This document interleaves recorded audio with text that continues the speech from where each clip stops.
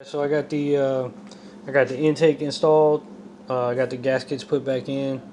Um, got the everything hooked up. Everything, all of the components hooked up. I am gonna go ahead and put an oil catch can on here, just because I did notice that a couple of my intake runners, not the intake runners, but the inlets, they were pretty dirty looking, which kind of confused me because I haven't lost any oil. I changed the oil probably about 700 or 800 miles ago, and I haven't lost any oil at all.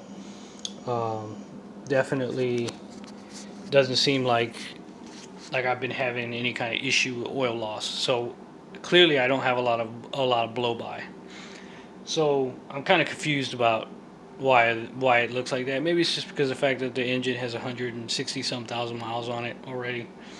It could very well be that, but I do know that the when I looked inside the inlets, it looked pretty. So a few of them look pretty carboned up. So um, I cleaned out the inlets. I actually bought a special what's it called a special attachment for the vacuum cleaner. You can see it right here. This attachment right here. You can tell it splits up into small pieces, and what it does is that it allows you to get into really tight areas and to get pinpoint accuracy on your vacuuming.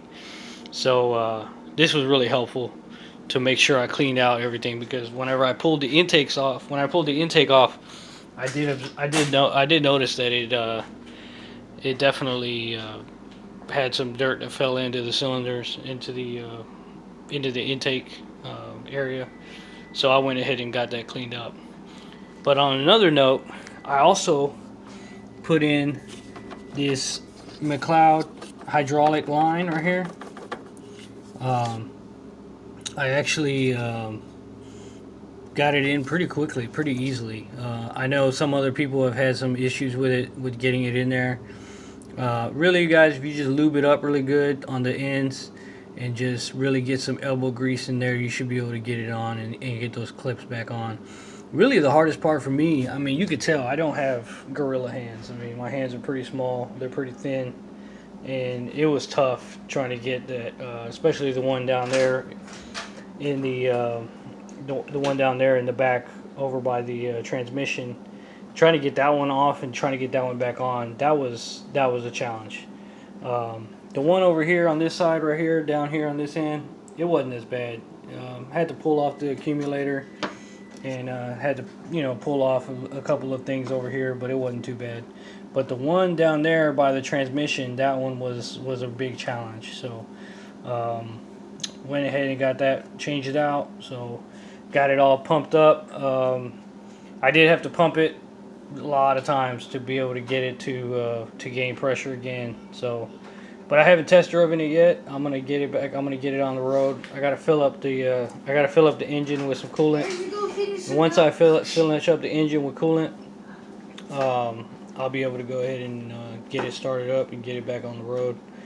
So looking forward to that. Looking forward to getting everything back together and getting it back on the road after a couple weeks of not having it available to me. So that's pretty much it. Like I said, that McLeod line was pretty easy. So if you're having any doubts about it, you can do it. You just gotta put in a little bit of elbow grease. It's kind of tedious. It's almost like doing surgery or something. It could be a pain. But so that's pretty much it for now, man. I hope you guys enjoy the video, and if you do, make sure you like and subscribe, and stay tuned for more content in the future. Thanks.